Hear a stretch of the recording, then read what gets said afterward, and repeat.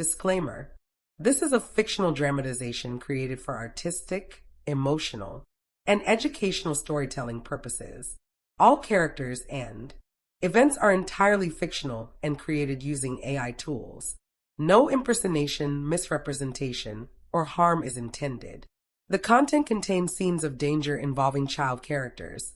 However, no real persons or minors were involved in its production.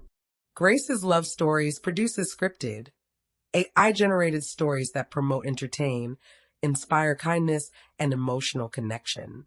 We respect our viewers and strictly adhere to YouTube's policies.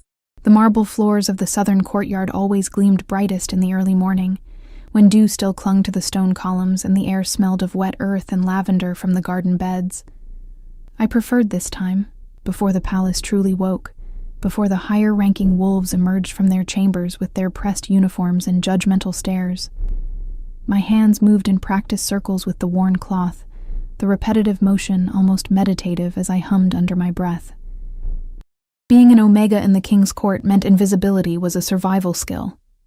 We were the lowest rank in the pack hierarchy, meant to serve quietly, to blend into the background like the wallpaper or the potted ferns that lined the corridors. My blonde hair, too pale, they said, like winter wheat instead of the rich golds and browns favored among our kind, was always tied back in a simple braid. My uniform, a plain gray dress that marked my status as clearly as a brand, hung loose on my small frame. But this morning, with no one watching, I allowed myself a moment of freedom. The song that had been playing in my head all week finally escaped my lips in a soft melody.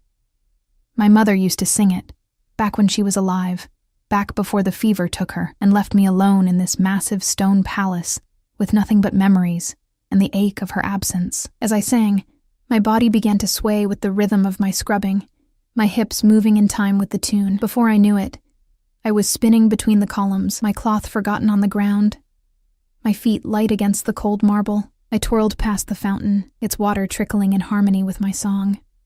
The courtyard felt like a stage, the morning sun breaking through the clouds like a spotlight meant just for me. For these few stolen minutes, I wasn't the orphaned Omega who slept in the servants' quarters.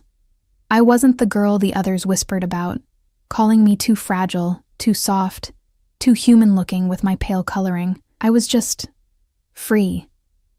My arms extended as I spun, and I could almost feel my mother's hands in mine, the way she used to dance with me in our small cottage before everything changed.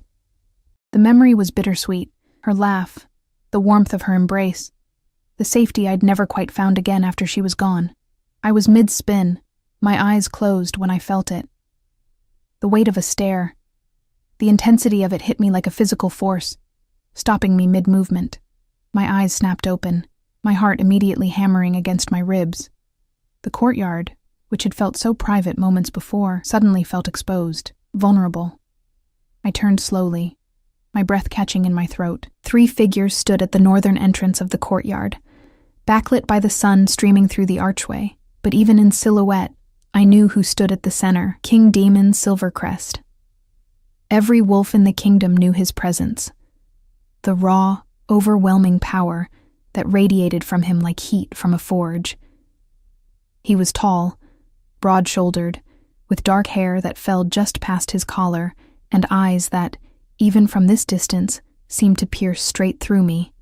They said he'd taken the throne at 19 after his father's sudden death, that he'd unified 3 warring packs through sheer dominance and strategic brilliance. They said he was ruthless, cold, unmated by choice, because no she-wolf had ever been strong enough to stand beside him.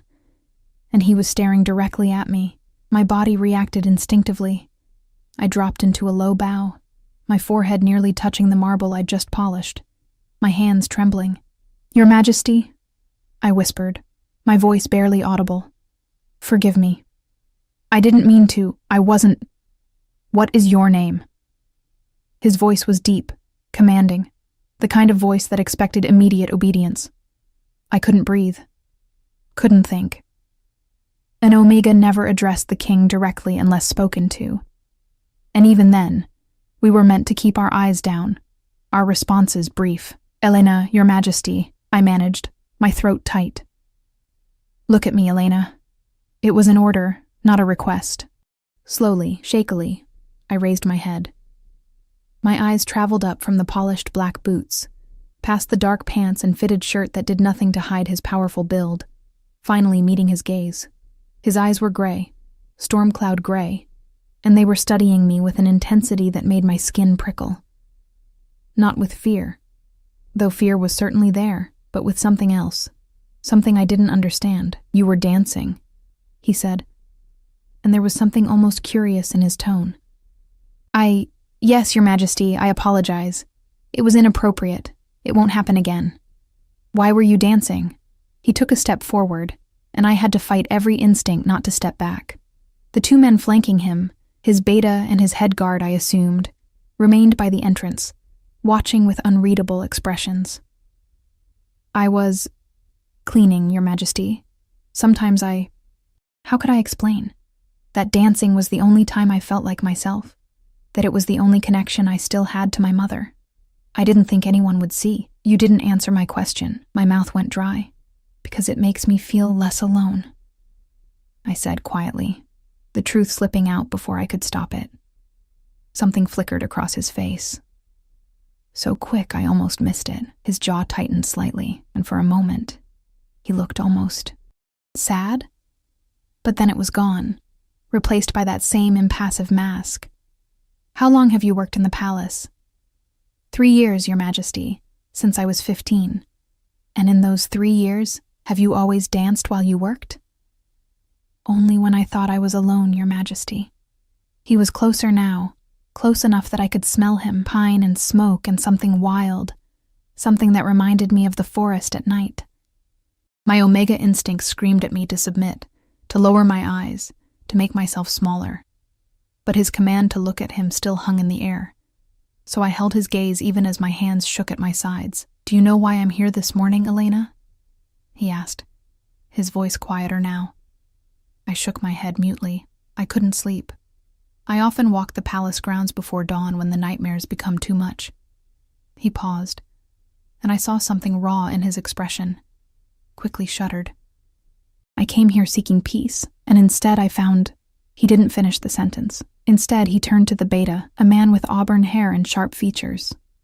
"Cade, what is the protocol for Omegas who neglect their duties to dance in the royal courtyard?" My stomach dropped. I was going to be punished, dismissed. Maybe worse. "Typically reassignment, Your Majesty," the beta replied. "Or additional duties as penance." King Demon nodded slowly, his eyes never leaving mine. "I see." He was quiet for a long moment, and in that silence, I felt my entire future hanging by a thread. Then he spoke, and his words changed everything. "Bring her to me." I blinked, confused. "Your Majesty?" "Not now," he clarified, glancing at the beta. "Tonight, after dinner. Have Elena brought to my private study." Cade's eyebrows rose slightly, the first sign of surprise I'd seen from him. "Your Majesty?" "You heard me." King Demon's tone left no room for argument. He looked back at me, and this time there was something almost gentle in his gaze. "You will come to my study tonight at 8. We will speak further then." "Yes, Your Majesty." What else could I say? He turned to leave, his guards falling into step behind him. But at the archway he paused and looked back over his shoulder. "Elena?" "Yes, Your Majesty, don't stop dancing. The palace could use more beauty in it." And then he was gone, leaving me standing alone in the courtyard, my heart racing, my mind reeling with 1,000 questions and fears, and something that felt dangerously close to hope. The rest of the day passed in a blur. Word spread quickly through the servants' quarters. The king had summoned an Omega to his private study. The whispers followed me everywhere. Some of the other Omegas looked at me with envy, others with pity. The higher-ranking she-wolves, the deltas and betas who managed the household, regarded me with open disdain. What could he possibly want with her? I heard one of them mutter as I carried linens through the corridor. "Maybe she's finally being dismissed," another responded hopefully. "It's about time. She's always been too dreamy, too distracted." I kept my head down and my mouth shut, but inside, my thoughts were chaos. Why had the king summoned me? What did he want? The way he'd looked at me, like he was seeing something others missed. played on repeat in my mind. That evening, as the sun set and cast long shadows through the palace windows, I stood before the mirror in the servants' washroom, trying to make myself presentable. My gray dress was clean but plain, my blonde hair braided as always. I looked exactly like what I was, a nobody Omega, about to face the most powerful wolf in the kingdom. At precisely 8 o'clock, Cade appeared at the servants' entrance. His expression was carefully neutral as he gestured for me to follow. This way. We walked through parts of the palace I'd never seen before, corridors lined with portraits of past kings, rooms with vaulted ceilings and crystal chandeliers. My worn shoes made soft sounds against the polished floors, a reminder of how out of place I was in these grand halls. Finally, we stopped before a heavy oak door. Cade knocked once, then opened it at the king's command. "Elena, Your Majesty," Cade announced, then stepped aside. I entered the study on shaking legs. The room was warm, lit by a fireplace and several oil lamps. Bookshelves lined the walls, and a massive desk sat near the windows. King Demon stood by the fire, a glass of amber liquid in his hand, staring into the flames. "Thank you, Cade. You may go." The door closed behind me with a soft click, and suddenly I was alone with the king. He didn't speak immediately, and I didn't dare break the silence. I simply stood there, my hands clasped in front of me, trying to control my breathing. "Do you know what I see when I look at you, Elena?" he finally asked, still not turning from the fire. "No, Your Majesty. I see someone who hasn't forgotten how to find joy in small moments. Someone who dances even when she thinks no one is watching." He turned then, and the firelight cast shadows across his handsome face. "Do you know how rare that is, especially here?" I didn't know how to answer that. He moved closer, setting his glass down on the desk. "This palace is full of wolves who play games, who scheme and position themselves for power. They forget what it means to simply be. I'm just an Omega, Your Majesty. I'm not—" "You're more than your rank," he interrupted, his voice firm. "That's what I realized this morning, watching you. You weren't performing for anyone. You weren't trying to gain favor or status. You were simply alive." My heart was pounding so hard I was sure he could hear it. "Why am I here, Your Majesty?" He studied me for a long moment, those gray eyes seeming to see straight through every defense I'd ever built. "Because I'm tired of being surrounded by people who fear me. Because for one moment this morning, I felt something I haven't felt in years." "What?" I whispered. "Peace." The word hung between us, heavy with meaning. The great King Demon Silvercrest, the most powerful alpha in generations, standing before me and admitting to loneliness, to searching for peace. I saw him then, not as the fearsome king, but as a man who carried the weight of an entire kingdom on his shoulders. A man who walked the palace at dawn because nightmares robbed him of sleep. And somehow, impossibly, my dancing had given him a moment of respite. "I want you to stay," he said quietly. "Stay, Your Majesty? Here, in the palace, but not as a servant." He moved to his desk, pulling out a document. "I'm reassigning you. You'll still work, but your duties will be different." The document he placed before me was written in formal script, the kind used for official palace decrees. My eyes scanned the words, but they felt surreal, impossible to absorb fully. "Personal attendant to the king," I read aloud, my voice barely a whisper. "You'll be responsible for maintaining my private quarters, managing my schedule when Cade is occupied with other matters, and—" He hesitated, something vulnerable flickering across his features, "keeping me company when I require it." I looked up at him, searching his face for any sign of impropriety, any hidden meaning that would make this feel dangerous, but all I saw was exhaustion and something that looked almost like hope. "Your Majesty, I don't understand." "Why me? There are dozens of she-wolves more qualified, higher ranking, more ambitious," he finished for me.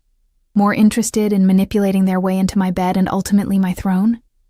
"Yes, Elena, there are many such she-wolves." He returned to the fire, his shoulders tense. "But I don't want them. I want someone who dances when she thinks no one is watching, someone genuine."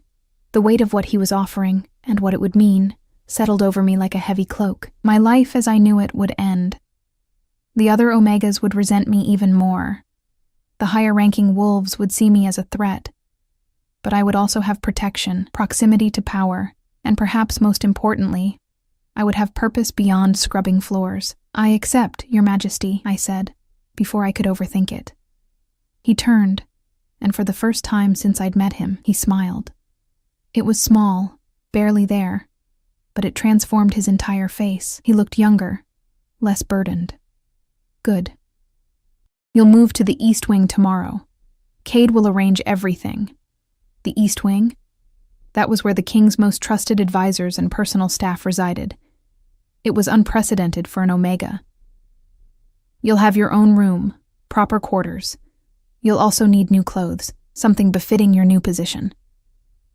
He pulled a cord by the wall, and moments later Cade appeared. "Take Elena to see Meredith. She's to be outfitted appropriately for her new role."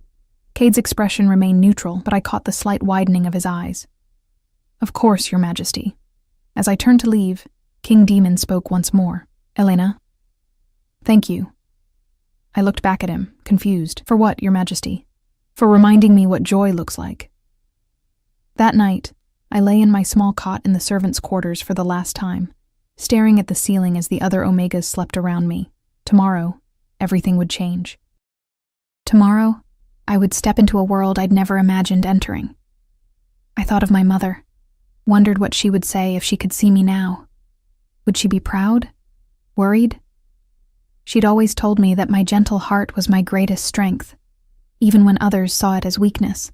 "The world needs soft things, Elena," she'd whispered during one of her last lucid moments. "Don't let them harden you." I fell asleep with those words echoing in my mind.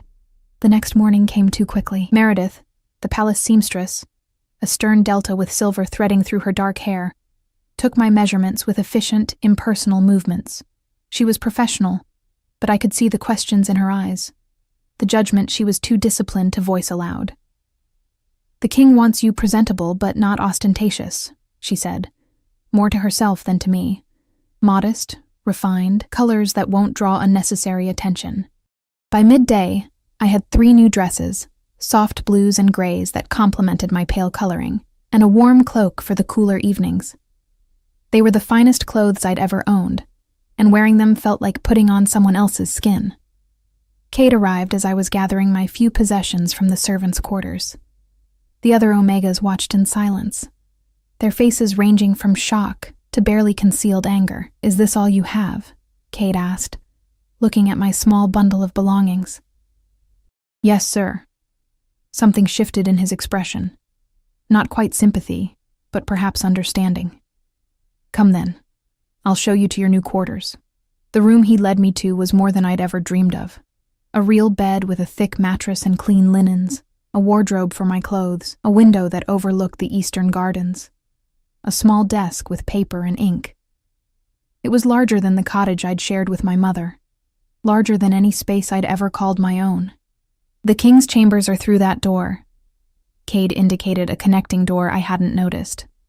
"You're to knock before entering always. His schedule is on the desk.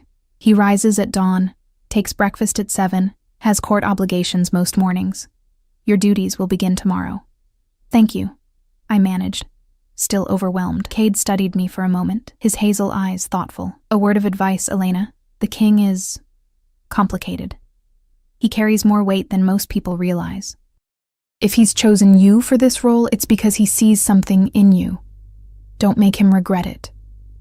"I won't," I promised. "And be careful. Not everyone will be pleased with your new position. Watch yourself around the court, especially around Lady Sienna and her circle." I'd heard of Lady Sienna, a powerful beta she-wolf from a prominent family, rumored to have her sights set on becoming queen. She was beautiful, cunning, and had been circling King Demon since his coronation. After Cade left, I sat on my new bed, running my hands over the soft blankets, trying to convince myself this was real. Through the window, I could see wolves moving about the gardens, guards on patrol, nobles taking afternoon walks, servants hurrying between buildings. A knock on the connecting door made me jump. "Come in," I called, my voice uncertain. King Damon entered, And seeing him in this more intimate setting, my room, where I would sleep, where I would exist outside of my duties, felt surreal. He looked different too, less formal. He'd removed his jacket, and his white shirt was unbuttoned at the collar. "I wanted to ensure you were settling in," he said, his eyes scanning the room before landing on me. "Is everything satisfactory? More than satisfactory, Your Majesty?" It's more than I ever expected." He nodded, then seemed to hesitate, as if debating whether to say something. "I should explain what I truly need from you, Elena. I want you to understand what you've agreed to." I stood, facing him properly. "I'm listening, Your Majesty. I told you I have nightmares. What I didn't tell you is that they've gotten worse over the past year. I barely sleep anymore. And when I don't sleep, I make poor decisions. I become short-tempered, less effective as a leader." He moved to my window, looking out at the gardens. "My wolf is restless, aggressive. I've been unable to find balance. How can I help with that, Your Majesty?" "I don't fully know," he admitted. "But something about your presence yesterday, watching you dance, seeing that pure expression of joy, it quieted something in me. The constant noise in my head, the pressure, it dimmed." He looked at me then, and I saw the vulnerability there again. The cracks in his armor. "I need that peace, Elena. Even if I don't fully understand it." My heart ached for him.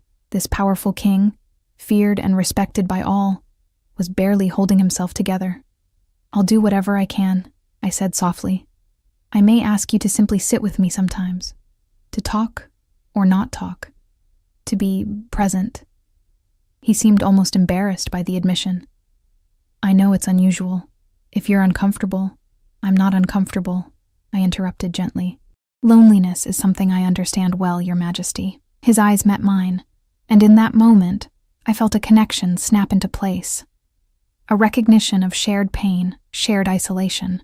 We were both alone in this vast palace, surrounded by people yet fundamentally separate from them. "Demon," he said quietly. I blinked. "Your Majesty?" "When we're alone, you may call me Demon. The formality, the constant reminders of my position. Sometimes it's suffocating." It felt dangerous, too intimate, but I nodded. "Demon." The way his name sounded on my lips seemed to affect him. His jaw tightened, and he looked away. "I should let you rest. Tomorrow will be a long day. Court is in session, and there will be complications." "What kind of complications?" "The kind where people will question why an Omega has been elevated to such a position. You'll need to be strong, Elena. Can you do that?" I thought of all the times I'd been overlooked, dismissed, treated as less than. All the times I'd smiled through the pain and kept going. I've been surviving in this palace for 3 years as the weakest wolf here. I think I can handle some disapproving looks. He smiled then, that rare, genuine smile. "I believe you can." After he left, I prepared for bed. But sleep was elusive. My mind raced with everything that had happened, everything that would happen. Through the connecting door, I could hear movement, Demon pacing, unable to find rest. Without thinking too much about it, I rose and knocked softly on his door. "Come in," his voice called, sounding surprised. I entered his chambers for the first time. They were magnificent. Dark woods and rich fabrics, a massive bed with carved posts, bookshelves overflowing with texts. He stood by his own fireplace, still fully dressed despite the late hour. "I couldn't sleep either," I said simply. "Would it help if I sat with you?" He looked at me for a long moment, then gestured to the chairs by the fire. "It might." I settled into one of the chairs, curling my legs beneath me in a way that would have been considered improper if anyone else had seen. But here, in the privacy of his chambers, I allowed myself to be comfortable. "Tell me about your mother," he said after a while. The request surprised me, but I found myself complying. I told him about her laugh, about the way she sang while she cooked, about the stories she'd told me of her own youth. I told him about the fever that took her, about holding her hand as she slipped away, about the crushing loneliness that followed. "She sounds like she was remarkable," Demon said softly. "She was. She taught me that kindness wasn't weakness, That gentleness had its own strength. I looked at him. "What about your parents?" His expression darkened. "My father was a good king but a distant parent. He believed in preparing me through harshness, through constant tests. My mother—" He paused, pain flickering across his face. "She died when I was 12, a rival pack attack during a peace summit. She was killed protecting me." "I'm sorry," I whispered. My father never recovered. He became harder, colder. And when he died suddenly 5 years later, I inherited a throne I wasn't ready for, and a grief I didn't know how to process. He stared into the flames. "I've been fighting ever since, fighting to prove myself, to keep the peace, to be worthy of the crown." "You're more than worthy," I said with conviction. He looked at me, surprise in his gray eyes. "You barely know me. I know you walk the palace at dawn seeking peace. I know you saw an Omega dancing, and instead of punishment, you offered her a chance at something better. I know you're honest about your struggles instead of hiding behind your power." I held his gaze. "That tells me everything I need to know about your character." The fire crackled between us, and something shifted in the room, an intimacy that went beyond words, beyond rank. For the first time in years, I felt like I could breathe fully, and from the way Demon's shoulders slowly relaxed, the way his breathing evened out, I thought perhaps he felt the same. We sat in comfortable silence until the fire burned low, and exhaustion finally claimed us both. As I rose to return to my room, he caught my hand gently. "Thank you, Elena. I slept better last night than I have in months, just knowing you'd be here." "Good night, Demon," I said softly, and returned to my room with warmth blooming in my chest that had nothing to do with the fire. Tomorrow would bring challenges, judgment, and tests. But tonight, in the quiet darkness, I allowed myself to hope that maybe, just maybe, I'd found something worth fighting for. Blocko 3. The morning sun cast golden light across the council chamber as I stood behind Demon's throne, trying to make myself invisible. My new dress, a soft dove gray with simple embroidery at the collar, marked me as someone important enough to be present, but not important enough to sit. The other attendants, all betas or deltas, had given me cold stares when I entered. Court was already in session, and I was learning quickly that palace politics were far more vicious than I'd imagined. "Your Majesty," Lady Sienna's voice dripped with false sweetness as she addressed the throne. She was stunning, tall and elegant with cascading auburn hair and sharp green eyes that missed nothing. I must raise a concern that several council members share. Demon's posture remained relaxed, but I'd spent enough time with him now to recognize the tension in his shoulders. "Speak freely, Lady Sienna. It's about your new attendant." Her eyes flicked to me, dismissive and cold. An Omega serving in such an intimate capacity is unprecedented. Many questioned the wisdom of this decision. Murmurs rippled through the assembled nobles. I kept my eyes down, my hands clasped, even as humiliation burned through me. "Are you questioning my judgment, Lady Sienna?" Demon's voice held a dangerous edge. "Not questioning, Your Majesty, merely expressing concern for propriety and tradition." She smiled, but it didn't reach her eyes. "An Omega in the East Wing, with private access to the King's chambers. Surely you can see how this appears?"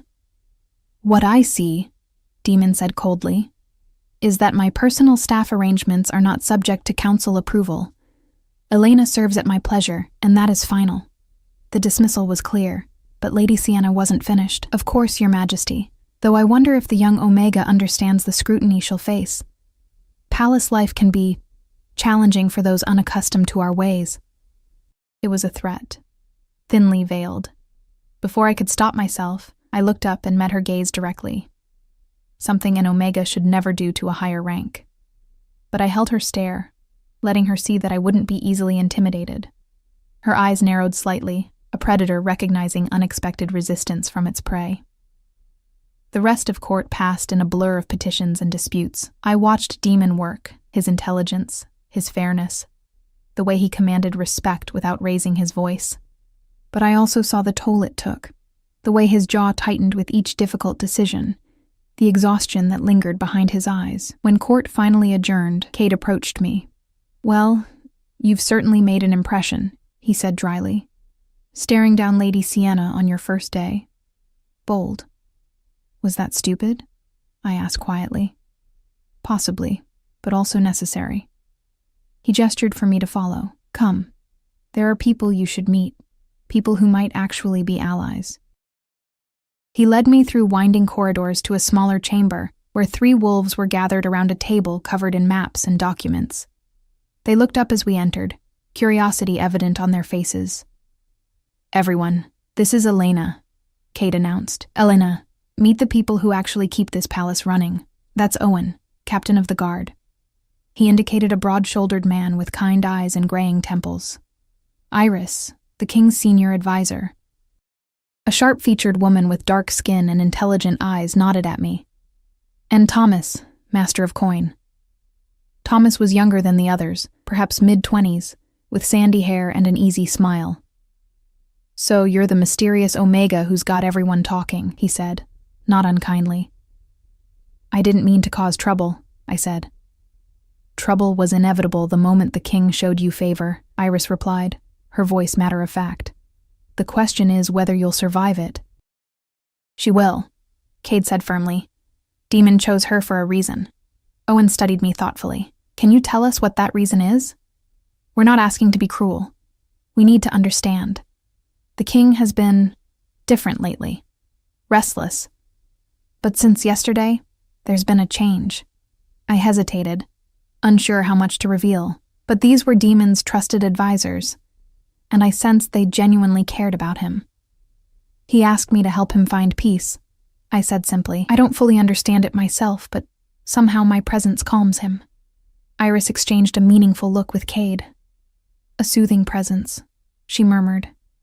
That's rare, especially affecting an alpha as dominant as Demon. It could be the early signs of a mate bond, Owen suggested carefully. My heart stuttered. No, that's not. We barely know each other. Mate bonds don't always announce themselves immediately, Thomas said gently.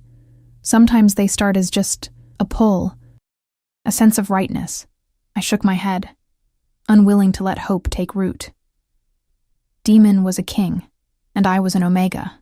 Mate bonds between such disparate ranks were the stuff of fantasy, not reality. Regardless of what it is, Cade interjected. Elena is under the king's protection. Anyone who threatens her threatens him. That needs to be clearly understood. The others nodded, and I felt something loosen in my chest, the beginning of trust, perhaps even friendship. Over the following days, I fell into a rhythm. I woke before dawn to prepare Demon's chambers, ensuring everything was in order before he rose. I learned his preferences: strong coffee, minimal breakfast, fresh air before facing the day. I accompanied him to court, standing silent but present, a steady anchor in the chaos of political maneuvering. And every evening, after the demands of kingship released their grip, we would sit together by his fire and simply exist. Sometimes we talked, about books, about memories, about dreams we'd once had. Sometimes we sat in comfortable silence, my presence enough to ease the tension from his shoulders. But the palace was not kind to our growing connection. One afternoon, I found my new dresses torn to shreds, scattered across my floor. No note, no explanation, just destruction meant to send a message. I reported it to Cade, who immediately ordered an investigation, but we both knew finding the culprit would be nearly impossible. This is just the beginning, he warned. They're testing you, seeing if you'll break.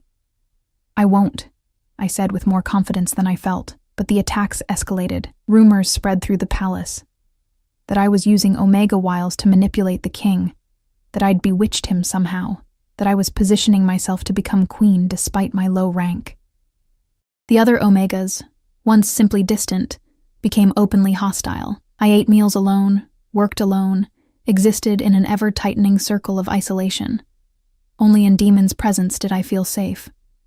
I heard what they're saying, he told me one night, anger simmering in his voice. I'll make an example of anyone spreading such lies. No, I said firmly. That would only make it worse. They need to see that I can't be broken by words. He looked at me with something like admiration. You're stronger than they give you credit for. I have to be. For you. The words slipped out before I could stop them, revealing more than I'd intended. Demon's expression shifted, something hungry and possessive flickering in his gray eyes before he banked it. "Elena," he said softly, dangerously, "you should be careful saying things like that to me." "Why?" I whispered, my heart racing. "Because I'm already having difficulty maintaining proper distance. Because when I'm near you, my wolf wants things I have no right to want." He stood abruptly, pacing to the window. "You deserve better than a king who's half broken, who wakes screaming from nightmares, who carries the weight of 1,000 deaths on his conscience." I rose and crossed to him, moved by an instinct I didn't fully understand. "And you deserve better than loneliness. You deserve peace, demon. You deserve someone who sees you. Not the king, but the man." He turned to face me, and the intensity in his eyes stole my breath. "You see me?" he said, and it sounded like both wonder and accusation. "I do." For a moment I thought he might kiss me. Every line of his body was tense, his wolf clearly pushing for dominance, for claiming. But he stepped back, creating distance between us. "It's late. You should rest." I recognized the dismissal for what it was. Self-protection. So I nodded and retreated to my room. But sleep was impossible. My skin felt too tight, my heart too full of feelings I shouldn't have for a king. The following week, everything changed. A delegation arrived from the Northern Territories, wolves from a pack that had long been uneasy allies. Their alpha, a man named Rowan Frost, was known for his ambition and his barely concealed desire to challenge Demon's authority. I first saw him during the welcoming ceremony in the Great Hall. He was tall and broad, with ice-blonde hair and cold blue eyes that swept the room like a predator assessing prey. When his gaze landed on me, standing in my usual place behind Demon's throne, something predatory flickered across his face. "Your Majesty," Rowan said, his voice carrying across the hall, "I see you've taken to keeping unusual company." Demon's voice was steel. "Mind your tongue, Rowan. You are a guest in my house." Of course. Rowan smiled, but it was all teeth. "I meant no offense. I simply note that an Omega serving so intimately in court is unconventional." The political dance had begun, and I was apparently part of the strategy. That evening, during the formal dinner held in honor of the Northern delegation, I served Demon directly, pouring his wine, ensuring his plate was filled, standing at attention behind his chair. It was both honor and statement. I belonged here, under his protection. But Rowan wouldn't let it rest. "Tell me, little Omega," he addressed me directly, which was a breach of protocol. "How does one rise so high from such humble beginnings? What particular talents do you possess?" The implication was clear, and rage flashed across Demon's face. But before he could respond, I spoke. "I possess the talent of seeing worth where others see only rank, Alpha Rowan," I said calmly, meeting his gaze despite every instinct screaming at me to submit. "Perhaps that's a skill more should cultivate." Silence fell across the table, and Omega had just put a visiting Alpha in his place, and everyone knew it. Rowan's eyes narrowed dangerously. Bold words from someone so fragile. "Elena," Demon's voice was a warning, not to me, but to Rowan, "is under my personal protection. Any insult to her is an insult to me." The two Alphas stared at each other, dominance radiating from both, the air thick with potential violence. Finally, Rowan inclined his head slightly. Not quite submission, but acknowledgement. "As you say, Your Majesty, but I had made an enemy, and we both knew it." Later that night, as I prepared for bed, a knock came at my door. I opened it to find Iris standing there, her expression grave. "May I come in?" I stepped aside, and she entered, closing the door firmly behind her. "That was either very brave or very foolish tonight," she said without preamble. "Probably both." "Rowan Frost is dangerous, Elena. He's been looking for an excuse to challenge Demon's authority for years. You've just given him a potential weapon." "What do you mean?" "He'll use you to prove that Demon is weak, distracted by an Omega instead of focused on his kingdom.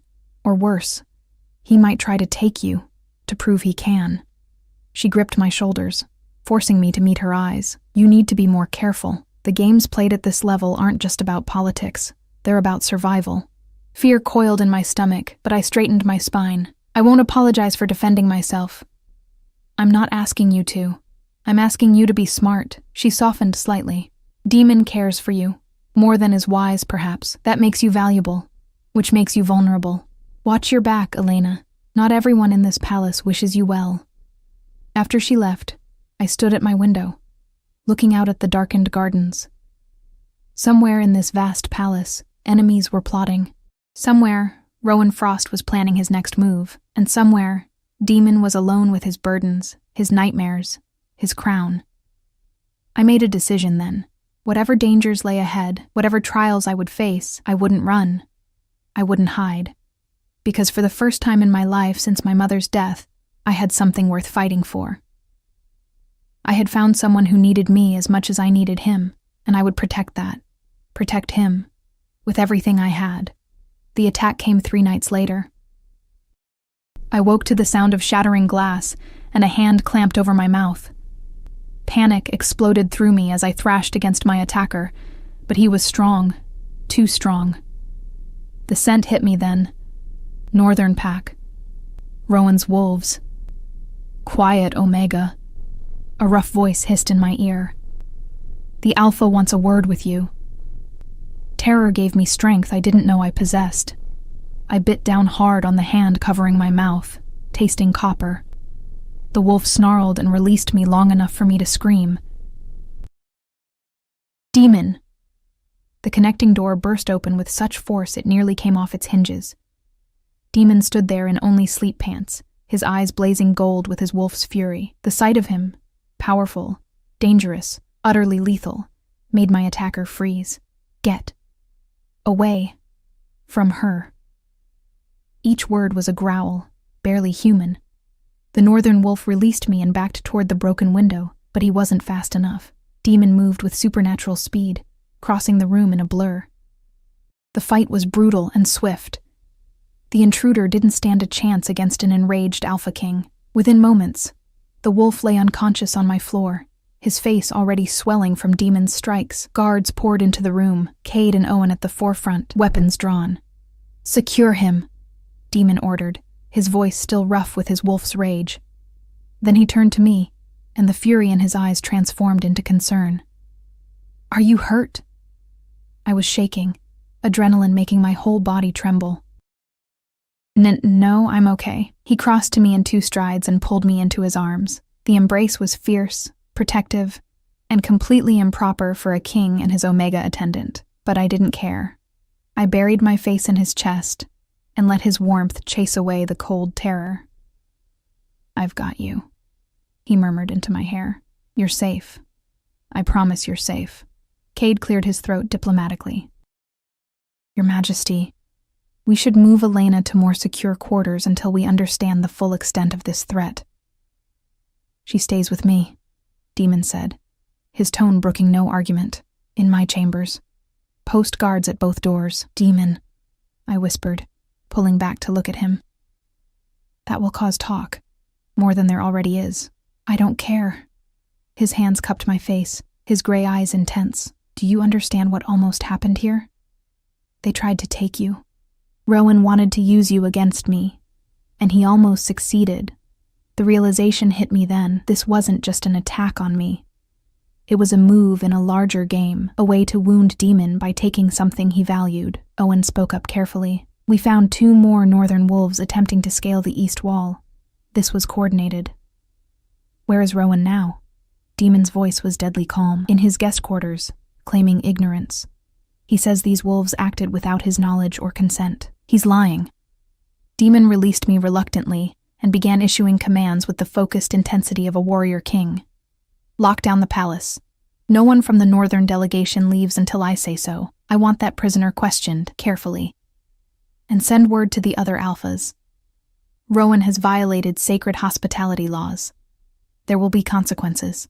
As the guards moved to execute his orders, Demon turned back to me. Pack what you need. You're not sleeping alone again. My new reality began that night.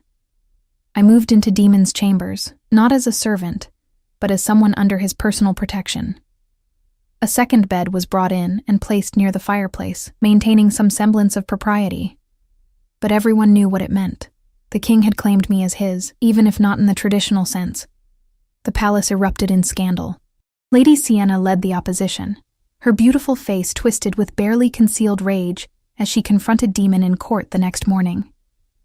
"Your Majesty, this is madness," she declared, her voice ringing through the council chamber. "An Omega sharing your private chambers? You make a mockery of tradition, of your own authority." "What I make," Demon replied coldly, "is a statement. Elena was attacked under my roof by guests I welcomed in good faith. That she survived is only because I was close enough to intervene. Would you have me leave her vulnerable to another attempt? There are other solutions, none that I find acceptable." He stood, his dominance rolling through the room like a physical force. "Let me be absolutely clear to everyone present. Elena is mine to protect. Any threat against her will be treated as a threat against me personally. Anyone who takes issue with this arrangement is welcome to challenge me directly." The challenge hung in the air. No one spoke. No one dared. But in the days that followed, the atmosphere in the palace grew increasingly tense. Rowan remained confined to his quarters, while investigations continued, but his presence poisoned everything. His wolves prowled the corridors with barely leashed aggression. The northern delegation made veiled threats about breaking the alliance, about taking their grievances to the other packs. And through it all, Demon and I existed in our strange new intimacy. Sharing chambers with him revealed sides of the king few ever saw. I witnessed his nightmares, the way he would wake, gasping, sweat-soaked and disoriented. The first time it happened, I went to him without thinking, sitting on the edge of his bed and taking his hand. "You're safe," I whispered. "It was just a dream." His fingers tightened around mine. "My mother," he said hoarsely. "I always see her falling, and I can never reach her in time. Tell me about her," I urged gently. "Not how she died, how she lived." So he did. In the dark hours before dawn, Demon spoke of a woman who sang while she worked, who snuck him sweets when his father was too stern, who taught him that true strength included gentleness. The parallels to my own mother weren't lost on either of us. "She would have liked you," he said finally. "She always said I needed someone who could see past the crown. And your father?" I asked carefully. "Would have been horrified." A bitter laugh. "An Omega? He'd have seen it as the ultimate weakness." "Good thing he's not here then." Demon looked at me, something raw and vulnerable in his expression. "You're not afraid of me, are you?" "Not really." "Should I be?" "Most people are. Even my closest advisors carry a thread of fear when they speak to me." I shifted closer, still holding his hand. "I'm not most people, and I've seen you, Demon, not just the king, the man who walks at dawn seeking peace, the man who wakes from nightmares of his mother, the man who protected me without hesitation." I squeezed his fingers. "That man doesn't scare me. That man makes me feel safe." His other hand came up to cup my cheek, his thumb brushing across my skin with heartbreaking tenderness. "Elena," he breathed, and his voice held warning and longing in equal measure. "I know," I whispered. "I know all the reasons this is complicated. But I can't. I won't pretend I don't feel this." "Feel what?" "That you're mine as much as I'm yours." The words hung between us, true and terrifying. Demon's eyes flashed gold, his wolf surging forward at the claim. For a moment I thought he might kiss me, might finally cross that invisible line we'd been dancing around. But voices in the corridor outside made him pull back, his jaw tight with restraint. "Dawn is coming," he said roughly. "We should try to get more sleep." I returned to my own bed, but sleep was impossible. My skin felt electric where he touched me, my heart racing with emotions I could no longer deny. Whatever this was between us, mate bond or something else entirely, it was growing stronger, more undeniable. The confrontation with Rowan came 2 days later. Demon had gathered evidence, testimonies from the captured wolves, messages intercepted between Rowan and his pack. The Northern Alpha had indeed orchestrated my attack, hoping to either take me hostage or eliminate me entirely, thereby proving Demon was too distracted to lead effectively. "You violated sacred laws," Demon declared before the assembled court, his voice carrying the weight of absolute authority. "You attacked under my roof, targeting someone under my explicit protection." "This is grounds for war." Rowan stood defiant, his cold blue eyes showing no remorse. "She's an Omega. Since when does an Omega warrant such extreme protection? You've grown soft, Silvercrest, distracted by a pretty face and a weak wolf. Weak? I heard myself speak before I could think better of it. Every eye turned to me, but I stepped forward, my head high. You sent 3 trained warriors to capture 1 weak Omega in the night, and I still managed to call for help and survive. Who's really weak here, Alpha Rowan? Shock rippled through the council. An Omega openly mocking an Alpha was unheard of. Rowan's face flushed with rage. You dare! She dares because she has the courage you lack. Demon cut him off. The courage to speak truth, regardless of rank. The courage to face threats without needing an army at her back. He moved to stand beside me, a united front. You wanted to prove me weak? You've only proven your own cowardice. This isn't over, Silvercrest, Rowan snarled. The other Alphas will hear of this. They'll see how you've let an Omega twist your judgment. Let them hear. Let them see. Demon's hand found mine, our fingers intertwining before the entire court. A public claim that made several people gasp. And let them know that anyone who threatens her will face the same consequences. You have until sunset to leave my lands, Rowan.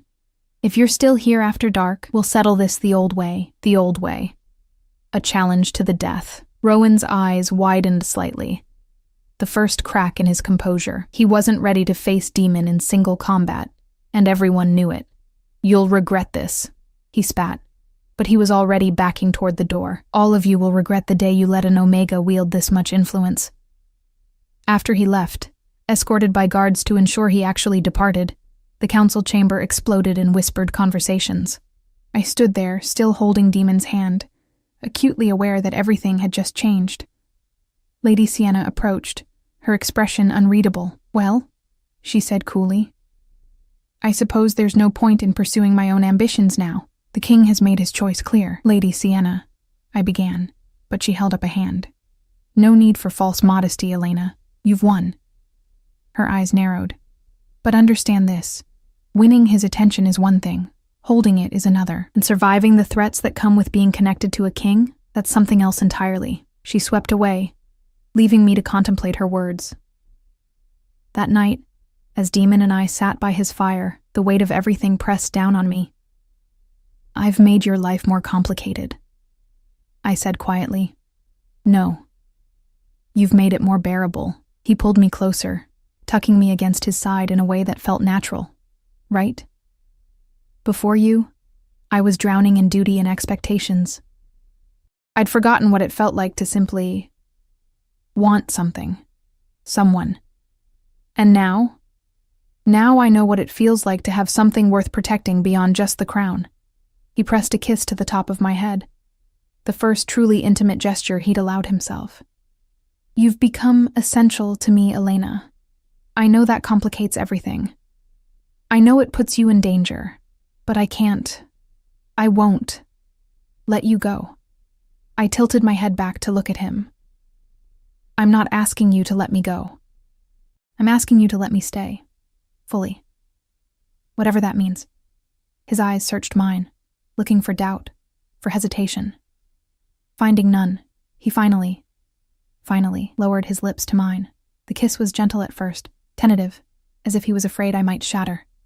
But I pressed closer, my hand sliding up to his neck, showing him I was stronger than he feared.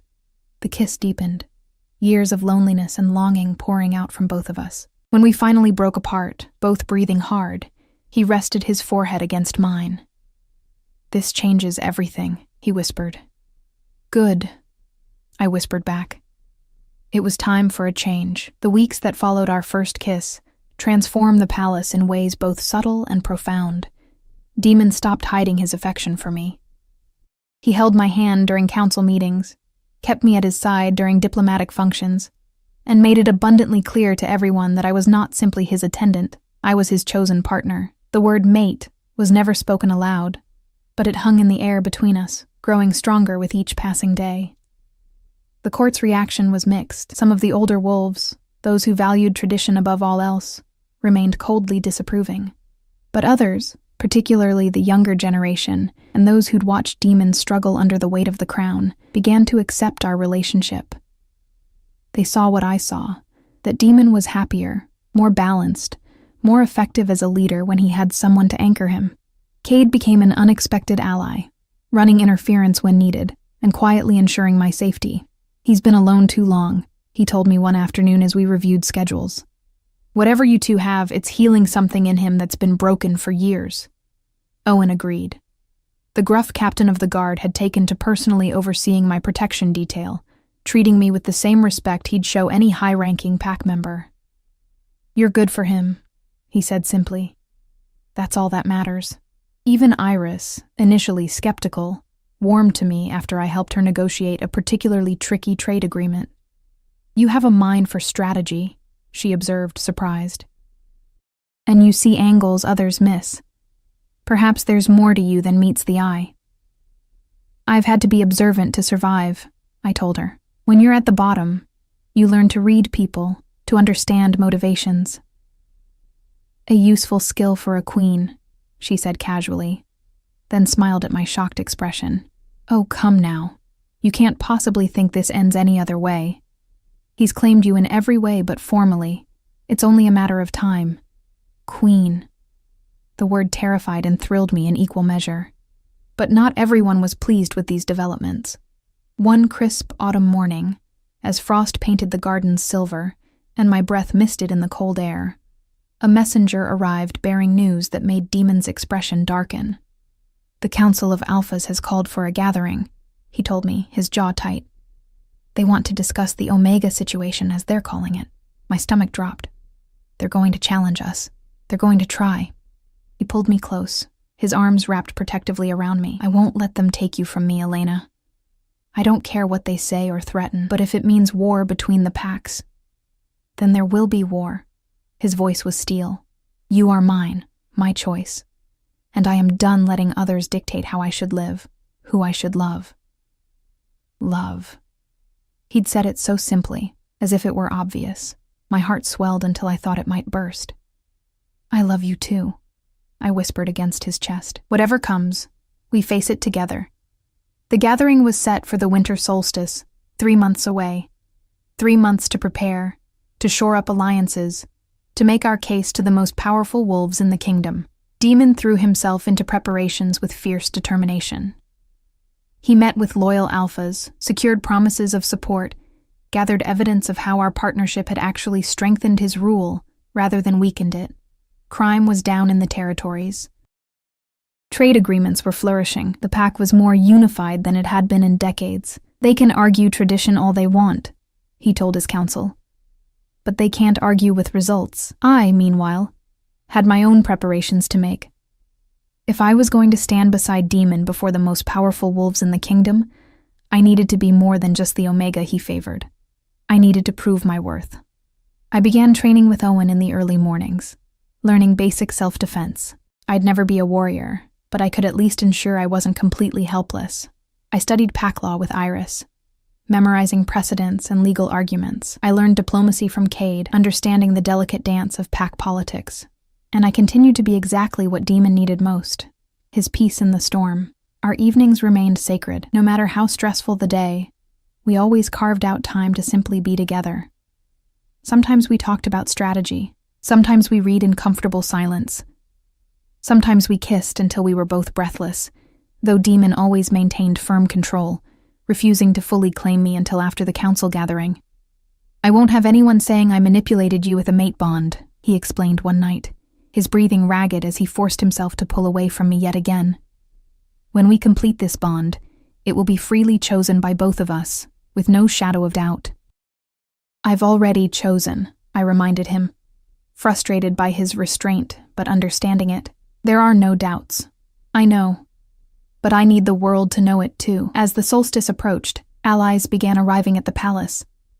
Alpha Cassian of the Eastern Territories came with his mate, a formidable woman named Vera, who immediately took me under her wing. "Ignore the traditionalists," she advised over tea in the garden. 20 years ago, they said the same things about me when Cassian chose me. I was a Delta, not Omega, but still beneath an Alpha in their eyes. Now look at us. The Eastern Pack is the most prosperous in the kingdom. "How did you win them over?" I asked. By being indispensable, by proving that love and partnership don't weaken a leader, they strengthen them. She studied me carefully. You have that same quality I see in the best leaders' mates. You don't seek power for its own sake. You seek to support and enhance. That's rarer than you think. Other supportive alphas arrived, and with each one, I felt the tide slowly turning in our favor. Not everyone would accept us, but we didn't need everyone. Just enough to prevent outright rebellion. The night before the council gathering, I stood at the window of our chambers, watching snow begin to fall. Tomorrow would determine everything. Our future, the kingdom's stability, whether love could truly overcome the rigid hierarchies that had governed wolf society for centuries. Demon came up behind me, wrapping his arms around my waist and resting his chin on my shoulder. Nervous? Terrified, I admitted. What if it's not enough? What if they force you to choose between me and the crown? Then I choose you. His voice was firm, unwavering. I've spent 5 years being the king they wanted me to be. Dutiful, strong, alone. I'm done sacrificing my happiness for their comfort. I turned in his arms, searching his face. You'd really give up the throne? In a heartbeat. He cupped my face tenderly. But it won't come to that. Trust me, Elena. Trust us. The council gathering was held in the Great Hall, transformed for the occasion into something resembling an ancient throne room. Alphas from all the territories assembled, along with their senior advisors and mates. The air was thick with dominance and tension. Multiple powerful wolves in one space, always a volatile combination. Demon sat on his throne, me standing at his right hand, a position traditionally reserved for a queen. The statement was clear. Alpha Rowan was there, of course, his cold blue eyes fixed on me with undisguised hatred. Lady Sienna sat among the observers, her expression carefully neutral, and at the center of the opposition was Alpha Magnus, oldest and most traditional of the assembled leaders. King Demon, Magnus began, his voice gravelly with age. We gathered to address a matter of grave concern. Your attachment to an Omega threatens the very foundation of our hierarchy. If a king can elevate the lowest rank to the highest position, what stops chaos from consuming our carefully maintained order? Demon stood, his presence commanding immediate silence. You speak of order as if our current system is perfect, Alpha Magnus. But I ask you, what is the purpose of our hierarchy? Is it not to ensure the pack's survival and prosperity? It is to maintain natural order, Magnus countered. The strong lead, the weak serve. This has been our way for generations. And has it made us happy? Demon's question rang through the hall. Has it made us strong, or has it simply made us rigid, unable to adapt, unable to see value beyond physical dominance? He gestured to me, and I stepped forward despite my racing heart. Elena is an Omega, yes. But in the month since she's been at my side, what has changed? The kingdom has never been more stable. Our alliances have never been stronger. Crime is down. Trade is flourishing. And I, your king, am more effective, more clear-headed, more capable of leadership than I have ever been. Because you're distracted by infatuation, Rowan shouted. Blinded by... Careful. Demon's voice dropped to a dangerous growl. You've already violated hospitality once. I'd hate to have to make an example of you in front of the entire council. Rowan subsided, but his expression promised future trouble. Alpha Cassian rose, his mate Vera beside him. I speak in support of King Demon. My own mate was considered beneath my station, yet our partnership has brought nothing but prosperity to our territory.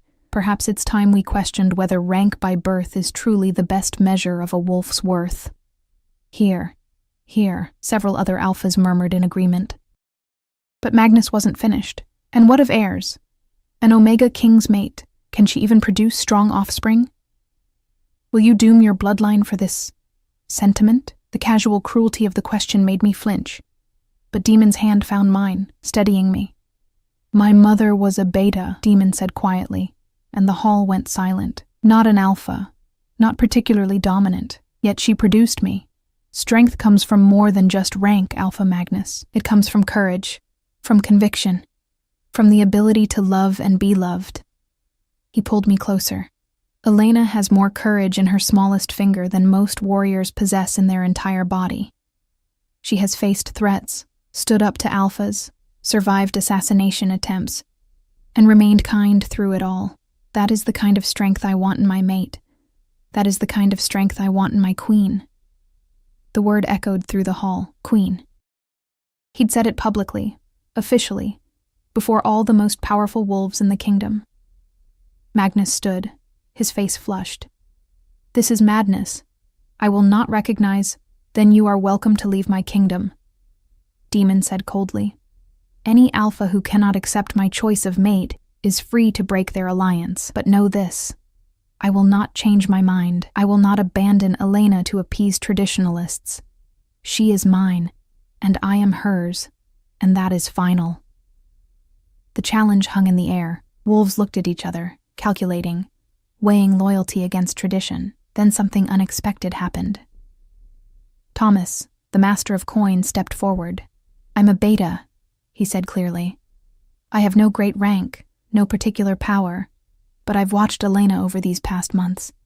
I've seen her kindness, her intelligence, her strength, and I've seen what she does for our king.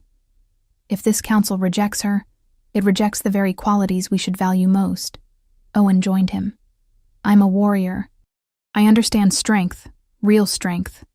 And I'm telling you, Elena has it. The kind that doesn't break under pressure, doesn't corrupt with power. The kind we need in a queen. One by one, Demon's loyal supporters stepped forward. Cade, Iris, the younger alphas who'd seen the change in their king. Even some of the servants came forward. Omegas and deltas who'd watched me navigate palace politics with grace. She never forgot where she came from. One Omega woman said quietly. Even with the king's favor, she was always kind to us. She sees us. That's more than most high-ranking wolves ever do. I felt tears burning behind my eyes, overwhelmed by the support. Finally, Magnus sat down heavily, looking suddenly very old. It seems I am outnumbered, he said. The world changes, and I am perhaps too rigid to change with it. He looked at me directly. Prove me wrong, young Omega. Prove that strength comes in forms I never expected. I will, I promised. Every single day, the council ended with a tentative acceptance. Not universal support, but enough. Enough to move forward. Enough to build a future on. That night, after all the politics and posturing were done, Demon led me to his private chambers. Our chambers. Truly now. Are you ready?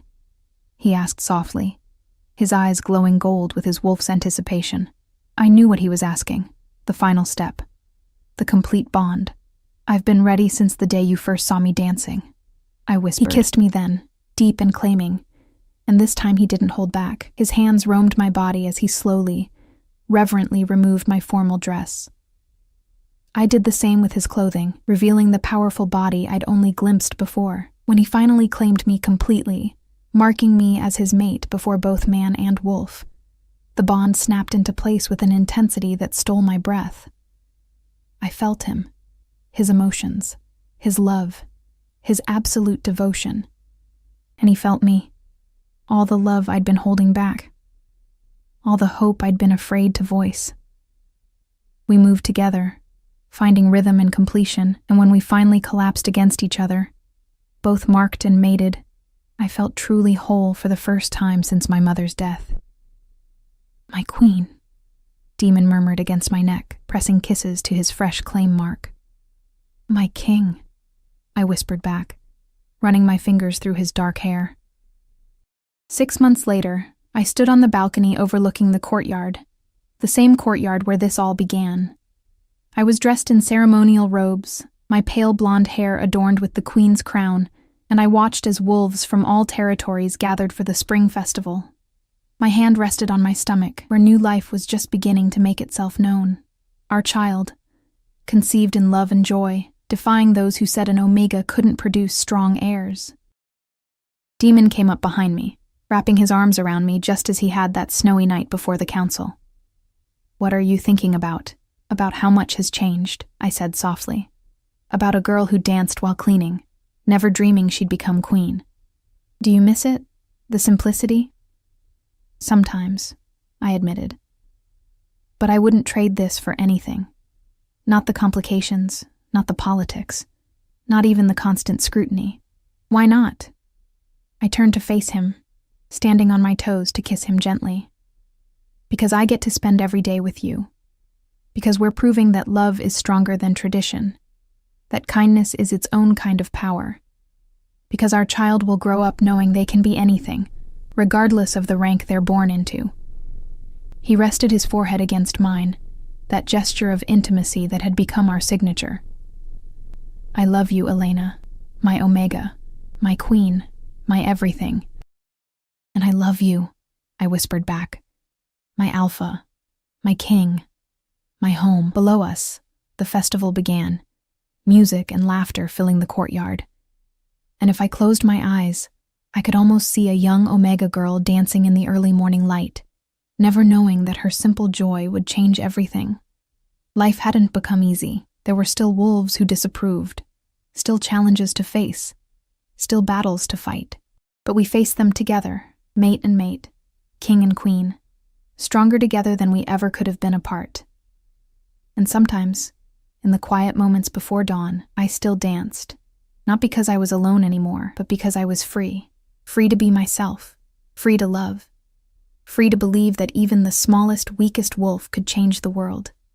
Because I had, one dance at a time,